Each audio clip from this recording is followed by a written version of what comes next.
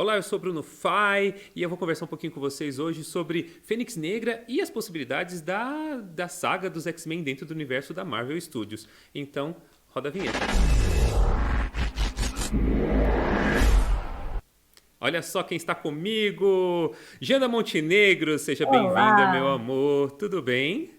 tudo bem? E você, Bruno? Olá, pessoal do Cinepop. Estreando aqui com a gente nos nossos vídeos aqui. Agora que a gente vai ter uma produção um pouco mais divertida, a gente vai poder ter vídeo todo dia, se possível, né? Ou quando é possível.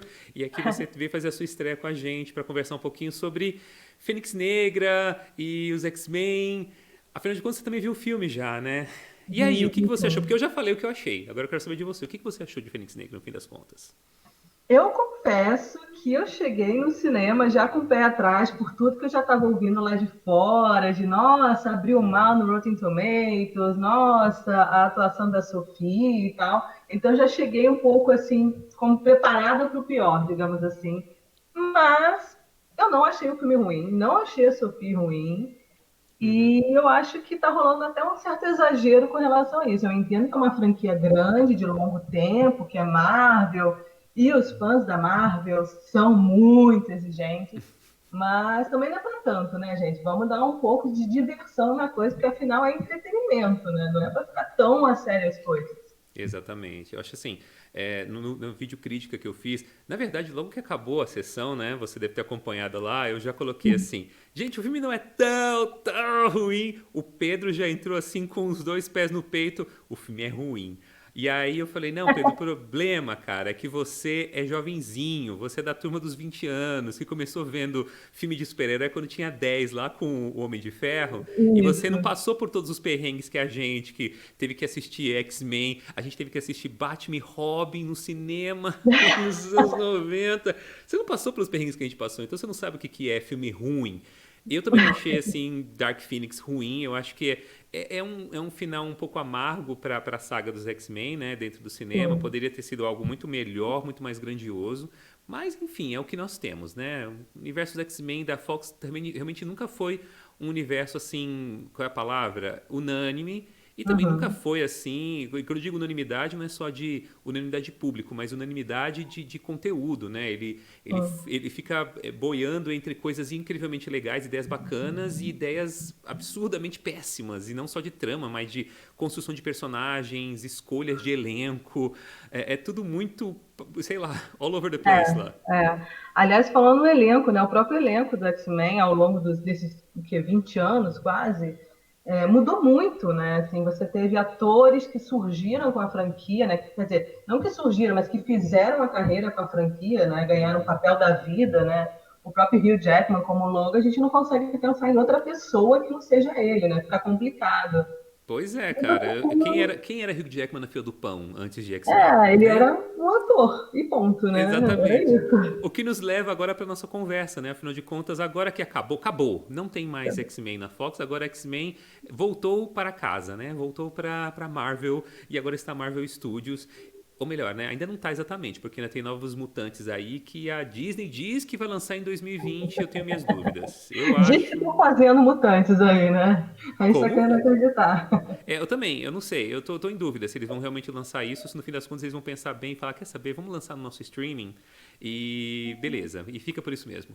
Mas imagina só, né, temos X-Men agora na Marvel Studios e, né, como você mesmo falou, a gente não consegue imaginar outra pessoa fazendo Wolverine. Lógico que a Marvel, Disney, eu acho que não vai trazer o Hugh Jackman daqui 10 anos para os X-Men dentro do universo da Marvel Studios. É bem complicado. Acho que ele mesmo também já não quer mais, né? Já tá fazendo outras coisas, tá um pouco cansado desse negócio de ação, ficar malhado, sarado, porque isso é um projeto, né? Não é só tipo decorar as falas e fazer. Tem toda uma preparação física, Uhum, é. psicológica.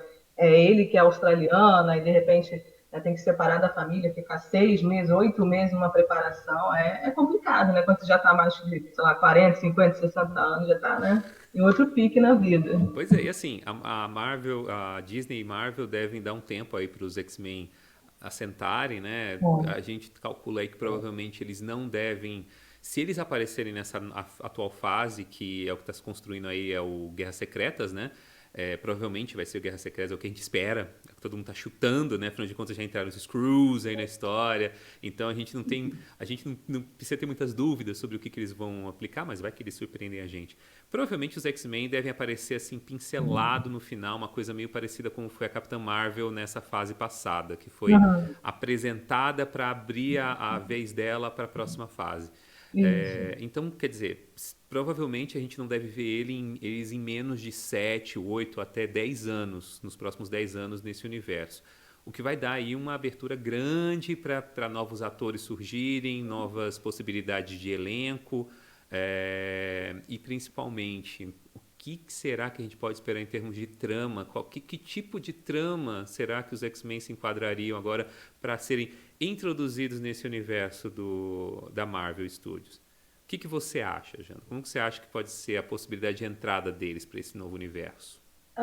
Então, eu acho que pode ser uma coisa assim mais, como você falou, né? Nos próximos 10 anos, eu acho que eles vão dar essa assentada e jogar o projeto um pouquinho assim de não tão principal para Disney, né? Uhum, De repente pensar até em brinquedos no parque, né? Para tipo, ficar alimentando a franquia, mas sem necessariamente lançar um produto no cinema, né? uhum. E de repente investir nos filmes um pouco mais individuais, né? Como assim, o Fênix Negra encerra essa fase, mas também não deixa de ser um filme da Jean Grey, né? Um filme solo, como eles fizeram com Logan, né? Sim. Existe aquele projeto antigo, aquela lenda urbana de que eles iam fazer um filme do Gambit, né? Que é o meu personagem favorito. Não, isso Então, de daí é mais que uma repente, lenda quem urbana. sabe, né? Isso é mais que uma lenda urbana. Isso daí eu acho que nunca vai acontecer. Não vai acontecer mais assim. Isso era um projeto da Fox na época que ela estava tentando se agarrar na melhor franquia que ela tinha.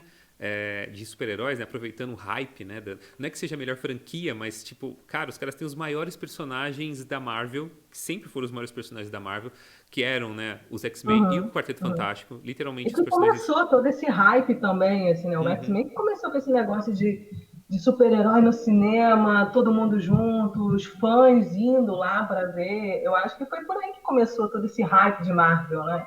É engraçado porque se você for pensar, colocando isso, né, a gente tem vários filmes de super-heróis anteriores, né, aos X-Men, você tem, tem os filmes do Batman, do Tim Burton, a gente teve algumas Uhum. versões para cinema bem estranhos, né, de outros personagens aí, tipo Mulher Gato, por exemplo.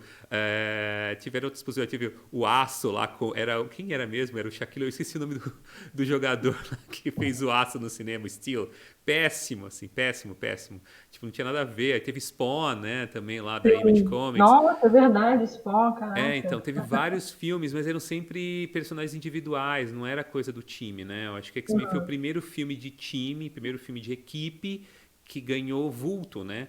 Claro, eu estou eliminando aquela Liga da Justiça péssima e horrorosa da TV, que era para ser era um piloto, uma série de TV, que aquilo ali parecia comercial da Era um Brastemp, projeto né? para TV também, então não era um É, projeto megalomaníaco com efeitos especiais e mega exatamente. produção, né? Tinha lá o Ajax, né? O Marciano gordo, tinha o Flash gordo, todo mundo gordo no filme, assim.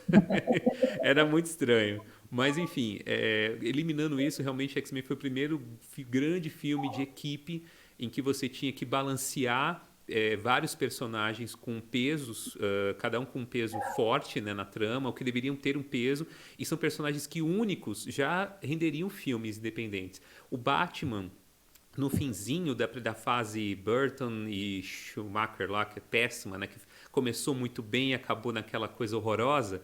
A gente teve um Batman e Robin que já estava formando um Batverse com uma equipe Batman, né? Você tinha o Batman, Uhum. você tinha o Robin, você tinha a Batgirl. Então, assim, você começava a montar um universo do Batman ali, male male, mais para Uhum. male do que para bene. Uhum. Mas estava indo. E tinha essa coisa de trabalhar o peso dos heróis, assim como o peso de vários Os vilões vilões numa única também, trama. né? Exatamente. E aí em X-Men a gente já vê essa dinâmica se organizando, uma dinâmica que, para bem ou para mal também, foi, vamos dizer assim, a estrutura que deu vez para que a própria Marvel conseguisse levar para os cinemas a coisa da equipe. Só que aí ela estruturou de uma forma diferente, né? Ela foi trazendo Uhum. personagens independentes até estruturar uma coisa só. Uhum. Eu, assim, eu não sou Marvete, eu sou decenalta. Então, Eu também. decenalta, olha só, nós aqui, os sofredores, né? Nós somos, Resistência. nós somos o quê? Os santos, né? Os santos dos quadrinhos, assim, sabe? Por aí. Mas enfim, o Santos, os vascaínos, os quadrinhos. Então, assim, eu não sou tão inteirado no universo dos X-Men quanto eu gostaria. Mas, assim, observando algumas possibilidades, provavelmente a Marvel deve utilizar o tema do multiverso para poder introduzir os X-Men. Eles devem vir de um universo paralelo. A gente já está vendo alguns lances desse tipo no filme novo É. do Homem-Aranha, né? Que vai ter Até a já o. questão do Deadpool também, aquela brincadeira de você é um estagiário dos X-Men e tal. De repente eles veem por aí um caminho para continuar com esse universo dos X-Men, mas sem necessariamente ser o elenco principal, né? A franquia X-Men como a gente conhece, né? Mas para manter também o hype nos próximos anos, para não deixar a poeira baixar, porque a gente precisa manter isso, né? Sim. Assim, eu vejo uma possibilidade muito grande deles trabalharem em algum tema espacial relacionado aos X-Men, mas ao mesmo tempo, quando a gente pensa em tema espacial, a primeira coisa que vem é Fênix Negra. Então, e é um tema, é uma história, né, um arco que já foi utilizado não uma, mas duas vezes no cinema. Uhum. E a gente teve uma primeira versão que péssima, né? O confronto final foi assim uma tragédia, assim, foi terrível. Ele tem elementos que você até releva, mas no geral é um filme muito ruim. E que, cara, transformou a Fênix, né? O poder da Fênix Negra numa identidade borderline, assim, sabe? Uma dupla identidade, cara. Ela é bipolar. Assim, você transforma a Jean Grey numa mutante bipolar para poder justificar uma identidade má. E agora nesse filme eles já pelo menos corrigem isso. Inclusive, né, os paralelos desse filme com o confronto final são bem nítidos, assim, em vários Uhum. momentos. Eu estava lendo agora há pouco a crítica da Forbes. A Forbes caiu matando em cima desse filme, falando que esse filme é pior do que o Dark Phoenix, era pior que Confronto Final. Eu acho que eles não foram convidados para conversar com o elenco pela Fox, por isso que eles Aí resolveram rolou um fazer. ressentimento ali na crítica. Eu senti um sentimento de vingança, não senti realmente uma coisa aberta, assim, eles não estavam muito interessados. Ou então a pessoa que escreveu ali devia ter uns 17, porque realmente o cara assim tava num mau humor para falar do filme, enfim, eu não vou nem entrar nesse detalhe porque aí é outra coisa. Mas no geral, eu acho que uma das possibilidades interessantes para a Fox agora pegar seria talvez, a Fox não, a Disney, seria pegar realmente o universo, trazer o Império Shi'ar e talvez desenvolver alguma outra trama no universo expandido do espaço deles. Uhum. O universo do espaço da Marvel Studios está bem desenvolvido e está trazendo muita coisa. Diga-se, né, a primeira grande saga, que foi a Guerra Infinita, é uma saga espacial, começa com Uhum. Thanos vindo do espaço. A Uhum. próxima, se for Guerras Secretas, novamente nós temos seres de fora também, mais uma vez. Pode ser, talvez, uma introdução do Galactus, né, que é o que todo mundo também está esperando, né, já entrada do quarteto já nessa fase, de repente no final dessa fase, abrindo vazão para o Galactus, e aí os X-Men talvez entrassem como um ponto de média para ajudar nessa terceira fase da. Terceira? Em que fase nós já estamos da Marvel? Eu já me Olha, perdi. é, Vai ser, eu acho assim, que. tá entre o 3 e o 4 talvez, né? Acho que já vai estar na 5 quando entrar os X-Men, o É, 6, sei depende de lá. quando você começou a contar, né? Falta número, começa a colocar letras, né? Cores, né? A fase lilás da Marvel. É, Então, assim, eu acho uma possibilidade legal para eles trabalharem, para poder fugir mais uma vez da Fênix Negra. Talvez dar um tempo aí legal de uns 20 anos para poderem abordar a Fênix Negra mais uma vez. Mas também tem uma fase que não é tão bem vista, né, por algumas pessoas, mas enfim. Tem o Avengers versus X-Men, que uhum. foi o que deu a introdução do universo da Marvel Now, se eu não me engano bem, se eu bem lembro é isso. Eles usam essa ponte, né, para poder fazer essa construção de história. Não sei, um contra talvez, os Vingadores Eu contra acho os que X-Men? esse encontro com os Avengers teria que ser bem mais pra frente, não agora, assim. As pessoas Uhum, estão muito hypadas com Avengers ainda. Para mesclar esses dois universos, você tem que trazer o X-Men para a mesma potência, assim. Senão vai parecer, sabe aquela coisa tipo, tô fazendo trabalho por nós dois, entendeu? Mas você coloca seu nome aqui, vai ser uma coisa assim, se não levar para o mesmo nível, né? E como você estava falando, a possibilidade da Disney fazer isso é sim dar uma parada nisso e também dar uma renovada no elenco, um elenco mais jovem que possa carregar a franquia para os próximos 10 anos também, né? Porque a gente tem que, como eu falei, tem que parar para para pensar, né, que por mais que você goste daquele rostinho naquele personagem, Uhum. aquele ator já passou dos 30, já passou dos 40, e às vezes já não tem mais aquele mesmo pique, não tem o mesmo físico, né? Tudo isso tem que levar em consideração quando você vai fazer um personagem que de repente precisa ser muito ágil, precisa ser muito magro, ou precisa ser muito musculoso, e a pessoa vai perdendo massa muscular porque já está ficando mais velho e tal. Tudo Uhum. isso tem que ser levado em consideração, né? Apesar do amor dos fãs, né? E a Sim. Disney, né, faz isso muito bem, né? De dar uma renovada com atores novos. Eu espero que não seja um musical, obviamente, mas pegar uma garotada aí na faixa dos 20 para pegar a franquia para os próximos 10, 15 anos e aí sim fazer uma coisa mais rentável em todos os sentidos, né? De você vender produto, você vender filme, você vender parques e eventos temáticos, né, com o universo do X-Men, né, que, assim, das minhas memórias, eu lembro de haver uma galera que já era carimbada no cinema entrar no projeto do X-Men. Então você Uhum. já traz aquela carga de, tipo, eu já te vi em outros filmes. E que agora isso já é uma coisa que as pessoas não gostam mais, né? Você não Sim. quer mais um ator que você já viu. Vídeo o problema do Robert Pattinson com Batman, né? Assim, Pois é. mas ele já fez uma outra coisa, ele já fez, né? Ele é ator, ele tem que fazer trabalhos, né? Ele Mas eu acho que trabalha, é né, gente? isso. Tem que pagar as contas. É o É, trabalho dele. Se você pensa nesse aspecto, por exemplo, é engraçado que o primeiro arco dos X-Men tem não um, mas dois atores shakespearianos, né? Você tem lá o Ian McKellen e o Patrick Stewart. As pessoas já achavam um absurdo na época que o Patrick Stewart assumiu o Capitão Picard lá nos anos 80, né? É uhum, que pra gente já tá azeitada essa ideia, já entrou no nosso inconsciente, porque ele já fez, já passaram-se anos, a nova geração e o Capitão Picard dele fazem parte já do imaginário. Mas na uhum. época, ele, né, que é um ator sério, assim, é um cara que fazia Sonho de uma Noite de Verão, fazia Hamlet, você estava lá fazendo o capitão de uma nave estelar de uma série camp, quase camp dos anos 60, assim, sabe? Um reboot, um soft reboot daquela série. Então, e aí depois você vê o cara agora fazendo uma história de quadrinhos.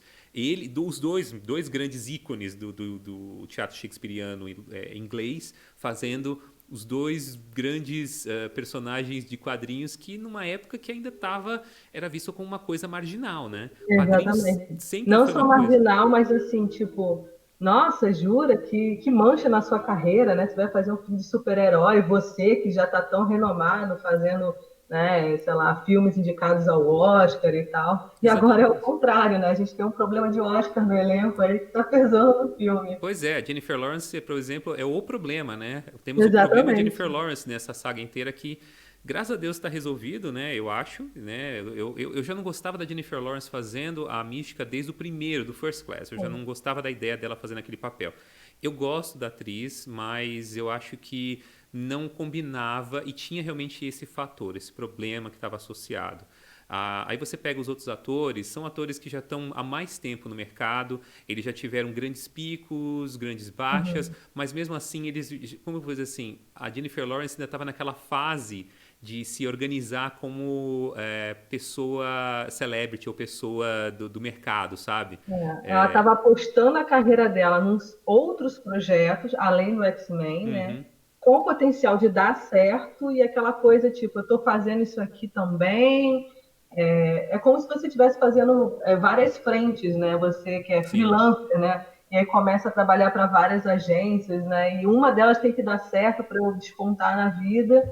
Mas enquanto isso eu vou também fazendo os outros, porque eu não posso fechar portas. E aí ficou esse problema no elenco que ficou bem claro, bem evidente da Fênix Negra, né? Pois é, assim, se eu for pensar nos X-Men, por exemplo, para daqui a 10 anos, eu acho que um ator que talvez estivesse maduro, assim, numa maturação bacana para poder pegar o personagem como Wolverine, seria Josh Hutcherson, sabe? Que fez os Jogos Vorazes, ele Ah, fez uhum. Porque assim, ele tem não só o physique, mas ele já mostrou que ele tem ele tá se desenvolvendo muito bem como ator. É que eu olho pra ele, eu lembro muito dele daquele filme Zatura, que ele era um menino quando ele fez Zatura. Agora ele já é um homem, né? Ele já é um cara, assim, ele já maturou E daqui 10 anos ele vai estar na casa dos 30 aos 40, né? Então ele já vai estar Uhum. realmente ali, eu acho que na estrutura, no momento meio Hugh Jackman. É, pode ser, sim. Ele não é um total desconhecido, ele tem talvez, eu acho que a psique para poder montar a personagem, diferente, por exemplo, do que aconteceu com a Sophie Turner fazendo, para mim pelo menos, fazendo a Jean Uhum. Grey. Eu acho que ela não funcionou fazendo a Jean Grey, não mesmo. E eu não consigo hoje imaginar alguém que possa assumir esse papel, especialmente porque, né, se a gente der esse tempo de 10 anos, provavelmente a Jean Grey para uma nova versão de X-Men, eu não acredito que eles vão colocar uma Jean Grey de 30 a 40, como foi na época do primeiro X-Men. Eles não vão fazer na mesma faixa etária. Eles devem realmente apostar numa Jean Grey jovem, como foi agora o caso com a Sophie Turner nessa nova fase, nessa Uhum. refase, né, dos X-Men. Mas falando dessa especificamente, Sophie Turner, cara, eu acho que foi um tiro na água, assim, sabe? Eu acho que É, pegaram eu ela. não vi ela tão problemática, mas eu vi que ela carregou muito da Sansa, né, nesse personagem. Eu acho que ela ficou muito tempo nesse personagem, e aí a forma como ela olhava, a forma como ela dizia as coisas, você via que está muito ainda do outro personagem que ela ficou tanto tempo fazendo. Você vê a Sansa no Game of Thrones, ela está sempre quase Plácida. blasé, né? Aquela coisa assim, tipo, um rosto sem emoção, sempre te olhando de cima. É óbvio que a personagem ela vai se transformando no filme, e ela tem esse despertar do lado do negro, né? Sem querer falar da outra franquia da Disney, mas ela tem esse despertar do lado negro da força, e que, obviamente, ela fica, né, naquela situação assim, tipo, parte de mim ainda é boazinha, mas, poxa, de repente você é tão meu amigo assim. Eu não, assim, não achei tão problemático, porque o contexto, assim, né? Por exemplo, quando eu estava interagindo lá com a Jennifer Lawrence, eu não conseguia falar, nossa senhora, amiga, sabe? Tipo, aí a Sophie se destacava, porque a Jennifer Então, estava tão mais distante do papel que, sabe? isso, é. A Jennifer tava assim, dá pra ver na cara dela, estampado na cara dela que ela não queria estar ali, em nenhum É. frame. É tão estampado que eu reclamo daquele final do filme, não vou dar spoiler, né, pra quem não assistiu Uhum. ainda, mas no final do filme tem uma hora que o Hank olha pra um retrato, assim, da Raven. Ah, sim. Cara, eles tiraram aquele retrato de um frame do filme, assim, dá pra ver que poxa, custava eles terem produzido aquela foto, sei lá, bota ela ali pintadinha de azul com o Hank na praia, assim, pode ser meio corpo, não precisa ser inteiro, mas dá pra ver que eles fizeram um retrato tipo assim, ô Jennifer, para aí, para em cena aí pra gente tirar uma foto, como que você quer? Sorrindo? Ah, tá bom. Aí tiraram a foto dela assim e botaram no Sim. porta-retrato, com uniforme. Cara, quem que tem uma foto da outra pessoa usando um crachá da empresa? Ninguém tem isso. As pessoas têm foto em momentos divertidos. Ele Exatamente. tinha que ter olhado para aquele retrato e ter visto uma foto da equipe toda, assim, de todo mundo num momento de descontração em algum lugar do local lá, da escola do Charles Xavier. Mas não, ele é uma foto avulsa, que não fazia o menor sentido. Quem imprimiria uma foto daquela? Então deixa muito claro que tudo referente a Jennifer Lawrence, ela estava putíssima, ela não queria fazer aquilo. Ela Sim. estava muito contrariada fazendo aquele filme, mas tudo bem, passou. É, Isso me leva também a uma outra questão, que é o James McAvoy, né? Que ele entrou muito no personagem do Fragmentado, e eu acho que ele não está conseguindo sair direito disso, né? ele, Teve ele uma- ficou. Tem Ele uma ficou. cena, inclusive, que ele tá com uma blusa preta de gola comprida, assim, que eu Isso. falei, meu Deus, Patrícia, sai. Sai daí, Patrícia. Eu olhei a cena e não consegui esquecer da Patrícia naquela cena. Parece que foi de propósito. E assim, é divertido pensar que ele é um ator que está se destacando há muito tempo já. Ele tem construído uma carreira bem sólida. Ele é um desses atores que começou jovem e que as pessoas olhavam Sim, meio torto, assim, mas que acabou se destacando, mostrando que é muito mais do que só um rostinho bonito. Ele se aventurou em muitos personagens bem legais na carreira dele. Você pega aí, a gente pega os mais recentes, né, como por exemplo Fragmentado, a gente tem o trabalho que ele fez muito bacana lá no Atômica também, que ele faz aquele contra-espião. Então assim, ele tem alguns papéis que ele sempre está apostando forte em se modificar.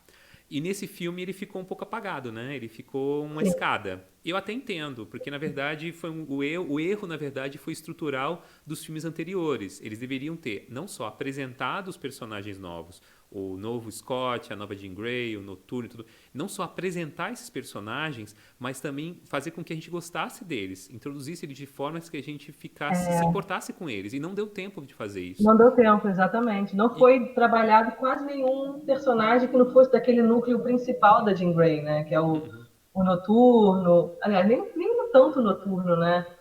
o Scott, assim, aquele núcleo deles é o Scott, Noturno, a Tempestade, que eu detestava no Apocalipse, eu achava aquela personagem, a atriz e a forma como a personagem foi abordada em Apocalipse chatíssima, eu achava ela irritante naquele filme.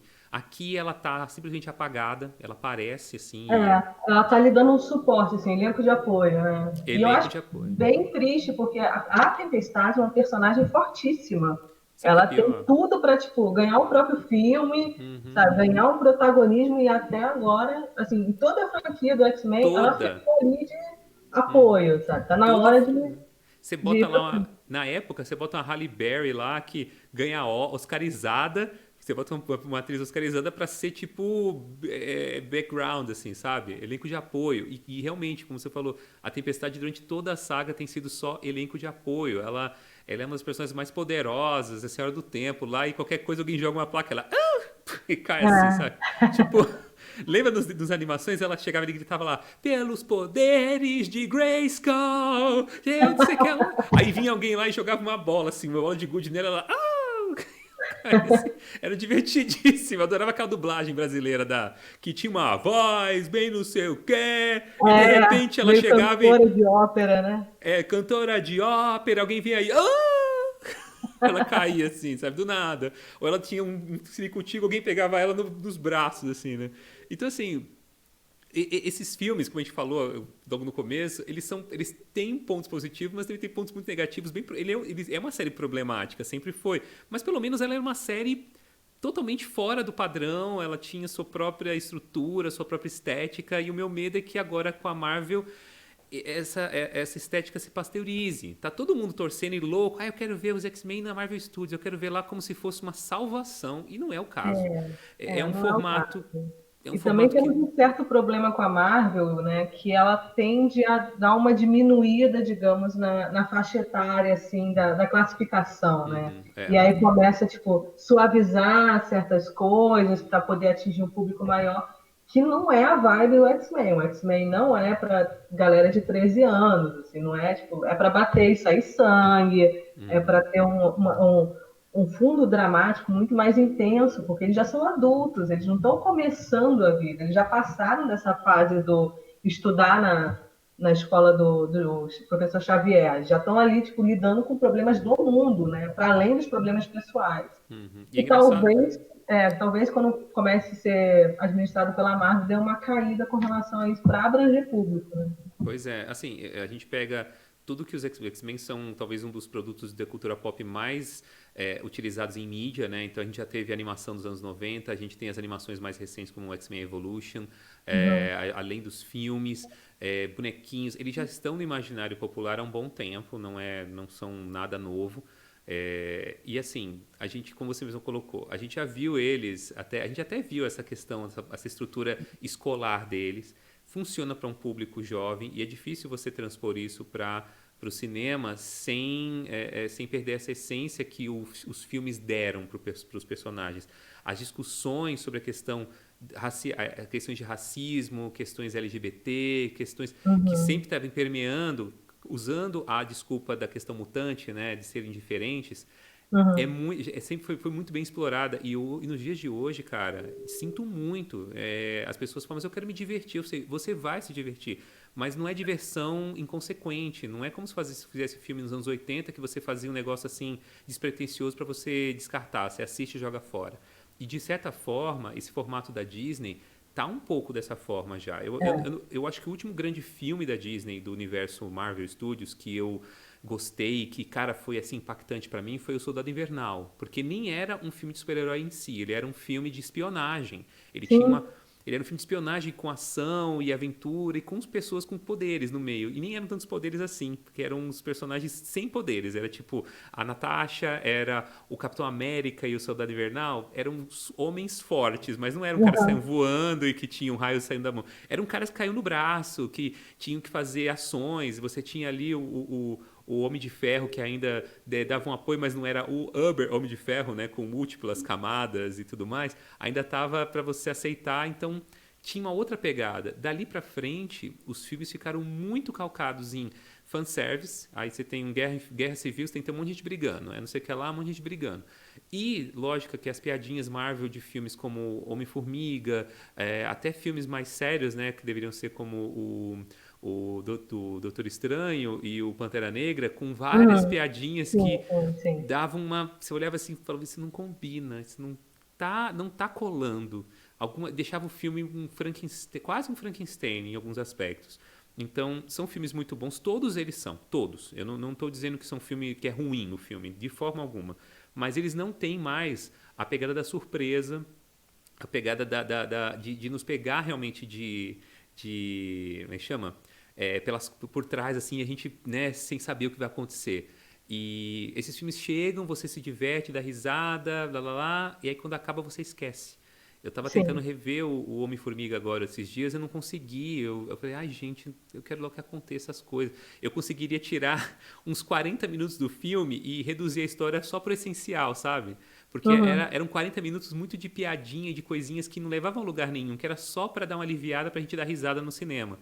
Então, e esse é o meu, sabe, o meu grande medo em relação não só ao filme dos X-Men dentro da Marvel Studios, mas da própria forma como a Marvel Studios está acompanhando, está seguindo com esse formato. É um formato que para mim já meio que desgastou. Eu não me surpreendo e não me capta mais, não me Sim, sim. cativa mais. Eu já não tô assim tão empolgado de ir no cinema ver um filme desse de super-herói. Eu já espero já chegar na minha casa. Não tô com pressa.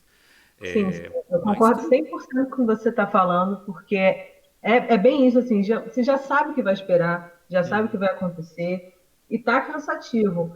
Por outro lado, a gente pode talvez pensar no que a Disney pode fazer com a franquia, pensando no que ela está fazendo com os próprios filmes dela de live actions, né? Ela está uhum, pegando aqueles desenhos que já fizeram sucesso e pensando outros formatos sobre eles, abordando justamente essas questões, essas pautas que estão em evidência nesses dias, né? Você pensar no último Aladdin que eles lançaram e, poxa, o filme se chama Aladdin. A gente estava até conversando aqui, eu e o meu namorado, sobre, poxa, é um dos únicos filmes da Disney do universo de princesas que o filme não tem nome de princesa, é o nome do príncipe, né? Assim, é. pô, como assim, né? E a Disney pega agora e dá essa virada de foco, né? Ela pega o holofote, agora vamos falar da Jasmine, né? Porque Uhum, não ficou tão evidente no desenho, e agora o filme, né, o live action, joga mais essa luz nele, na Jasmine, e talvez ela faça isso com os X-Men, né? Vamos dar uma sentada agora, e agora vamos pegar essas pautas justamente que você falou, né? Os X-Men são os mutantes, mas eles sofrem bullying, eles estão tentando se afirmar no mundo, procurando o seu lugar, tentando entender a identidade humana, a identidade mutante, o como que a gente. Aquela coisa que o professor Xavier falava também, né? De podemos conviver todos juntos, humanos e mutantes. Então talvez a Disney pegue por aí para refazer um universo, não no sentido de dar um reboot, começar do zero, mas de dar um novo viés aí, já nesse uhum. debate das pautas que estão em evidência, que parece que é o que a Disney está querendo fazer agora, né? Fazer uma nova pegada para levar, não só levar a mensagem, mas para assim, o público da Disney mudou também, né? O Mudou. público do mundo mudou, do entretenimento. A gente está Uhum, questionando, a gente, como você mesmo falou, a gente não quer só ir ver um filme vazio, sair do cinema, sabe? Tipo, já esquecido o que aconteceu. O entretenimento agora ele tem que ter uma função. E isso não uhum, significa ser uma coisa chata, não significa ser uma coisa politizada ou maçante, ou do tipo doutrinadora, né, de vou botar a mensagem. Não é isso. uhum. Mas a gente também não pode ignorar o fato de que essas pautas estão sendo levantadas, estão urgentes, né? E eu acho que as franquias estão pensando nisso, né? De como botar conteúdo no entretenimento. E a É, no, Disney faz isso bem. Um resumo, assim, né? A arte, por natureza, é falar sobre algo. Você não pode. Se você não tem um tema, se você não discute alguma coisa de uma forma ou de outra, então você está só passando tempo. Você está só Exatamente. queimando tempo. E é uma coisa que é difícil ainda, especialmente para a geração mais nova entender, sabe? As gerações mais imediatistas sempre estão querendo alguma coisa para passar o tempo. Eu preciso desligar, eu preciso desligar. Não, a gente não precisa desligar, a gente precisa, na verdade, se reconectar com as coisas. Eu acho que a arte por si só, e quando eu falo arte, sim, X-Men é arte, Marvel e Disney, tudo isso é arte. Isso é arte. É a forma como a gente entende essas coisas que dá o tom. É o que, que é arte e o que, que é descartável. Então, entretenimento pode ser arte, tem que ser arte. Sempre é. Janda, eu acho que a gente já está passando o nosso tempo, já estamos com um bom tempo aqui de conversa. Eu acho que já conversamos sobre tudo que a gente podia falar sobre esse assunto. Yay! Então, e agora eu quero que você dê o seu serviço, chama a galera aí para te seguir nas redes sociais. Eu já coloquei seu nome aqui algumas vezes, assim, pipocando na tela, mas chama a galera aí. Então, eu sou Jana Montenegro, eu estou fazendo parte agora da equipe, da família Cinepop, já tem quase um ano, então vocês vão ver mais a minha carinha por aí. Eu também faço muitas críticas no site, então vocês podem me olhar também, comentar, podem me seguir nas redes sociais, sou eu mesma que respondo, eu não tenho um robô para falar por mim, e eu sou super acessível também. Twitter, Facebook, Instagram, é sempre Janda Montenegro, tudo junto, então não tem muito erro. Sim, é meu nome mesmo. Muito bem, dona Janda, muito obrigado pela sua participação. Eu vou aqui fechar o seu sinal e aí a gente continua uma próxima conversa mais para frente, tá bom? Beijo, Bruno. Beijo, pessoal. Beijo, obrigado. É isso aí, gente. Olha, eu sou Bruno Fai, a gente conversou um pouquinho sobre as possibilidades, né, dos X-Men no universo da Marvel Studios e a gente encerra por aqui a nossa conversa. Então, tchau para você e até o próximo vídeo.